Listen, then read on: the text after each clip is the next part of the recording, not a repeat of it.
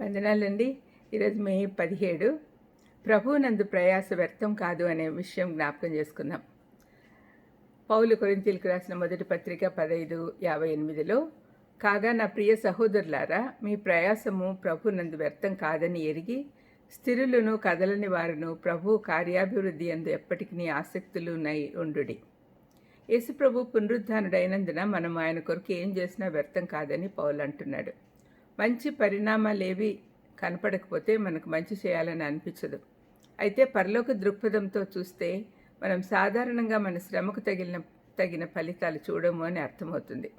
యేసుప్రభు అంతిమ విజయం పొందాడని నమ్మితే ఆ నమ్మకమే మనం ఈనాడు జీవించడంలో ప్రభావం చూపుతుంది. ఫలితాలు కనబడటం లేదనే నిరాశతో ప్రభు కొరకు ప్రయాసపడుట మానవద్దండి. అవకాశం ఉన్నప్పుడంతా మంచి చేస్తూ ఉంటే మనకు నిత్యత్వంలో తప్పక ఫలితం కనపడుతుంది. ఇప్పుడు మనం చదువుకున్న వాక్య భాగము శతాబ్దాల నుండి లెక్కలేనంతమంది క్రైస్తవులకు ఉత్సాహపరిచే మాటలుగా ఉన్నాయి. అపోస్తలుడైన పౌలు కొరింథీ 15వ అధ్యాయం అంతా కూడా క్రీస్తు పునరుద్ధానం గురించిన సత్యం స్థిరపరిచాడు. దానికి కారణము ఆనాడు అనేకులు దాన్ని నమ్మడం లేదు. ఈనాడు కూడా అందరికీ డౌట్ ఉంది. దానివల్ల అనేకులు నీరు గారిపోతుండగా ఈ మాటలు వారిని ధైర్యపరిచాయి. మరణం తర్వాత పొందబోయే ఆశీర్వాదాలను చూపిస్తూ వారి విశ్వాసాన్ని ప్రస్తుత పరిస్థితి నుండి భవిష్యత్తులోకి తీసుకెళ్తూ ఉన్నాడు. ఇటువంటి గొప్ప సత్యం మనం సంపూర్ణంగా నమ్మితే మనం కూడా పౌలుతో పాటు మరణమా నీ ముల్లెక్కడా అని అనగలం. మరణం ద్వారా మనం దేవుని సన్నిధిలోకి ప్రవేశపెట్టబడి మనకు క్షయమైన శరీరాలు అక్షయతను ధరించుకుంటే అప్పుడు మరణం మన జీవితాల్లో ప్రాముఖ్యమైన ఘట్టంగా మిగిలిపోతుంది. ఇక దాని ముల్లెక్కడుంటాయి?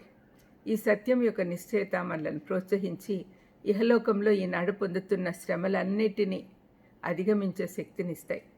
అందుకే పౌలు మనల్ని ఈ సత్యం నందు స్థిరంగా ఉండాలని హెచ్చరిస్తూ ఉన్నాడు.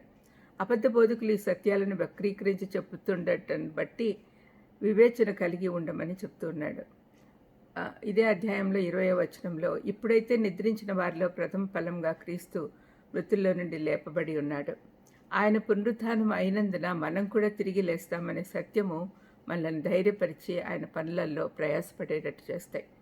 మన ప్రస్తుత జీవితంలో ప్రభు కొరకు ఎంత శ్రమపడినా బాధలు అనుభవించినా అవేమీ వ్యర్థం కావు.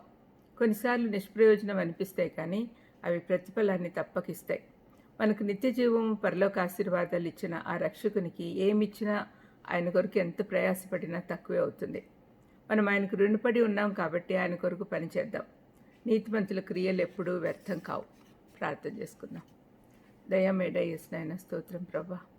తండ్రి, మీకోసం ప్రయాసపడి ఎంత ప్రయాసపడినా అది వ్యర్థం కాదు.